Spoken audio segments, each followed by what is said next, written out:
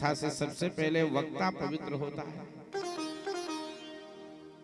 कथा कहने वाले के हृदय में पाप नहीं रह जाता, पर शर्त यही है कि निष्कपट भाव से कथा करें। चौथी भक्ति मम गुण गण, हमारे गुण गणों का गान करना चौथी भक्ति है। पर गोस्वामी जी ने कह दिया करई कपट तज गान, करई कपट तज गान। कथा में कपट क्या है?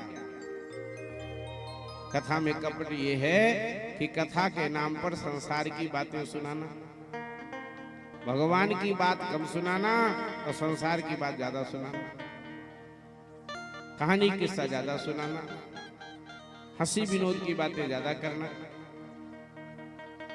और गंभीर कपट क्या है? बोले भगवान की कथा कह करके धन की आशा करना। ये भयंकर कपट है।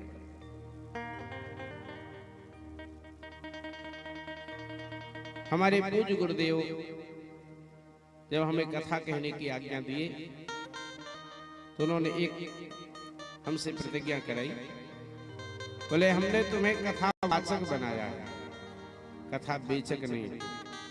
किसी से कभी भी तुम मूल्य तय नहीं करोगे, उसकी जो श्रद्धा है दे देगा, उसी से तुमको कथा पूरी करनी।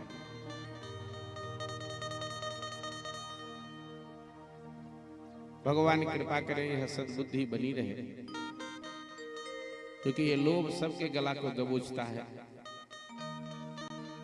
पंडित जी हमारे यजमान भी हैं, श्रोता भी हैं और हमारे आदरणीय भी हैं। क्योंकि आपके साधना उपासना अनुभव में हम लोग बहुत दूर हैं, वहां तक तो स्पर्श ही नहीं है। तो आप भी प्रार्थना करें भगवान से कि हमको सद्बुद्धि बनी रहे, किसी से धन की आशा ना हो और धन के लिए कथा ना हो। धन की आवश्यकता सबको है, बिना धन के जीवन चलेगा नहीं, पर किसी से मूल्य तय करके कथा कहने की वृत्ति हमारे जीवन में ना आए, ऐसा हम भगवान के चरणों में बार बार प्रार्थना करते हैं।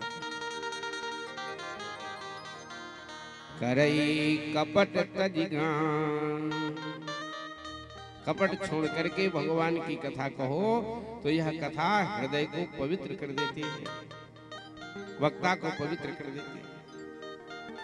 कपट छोड़ करके कथा सुनिए तो श्रोता को यह कथा पवित्र कर देती है। श्रोता के अंदर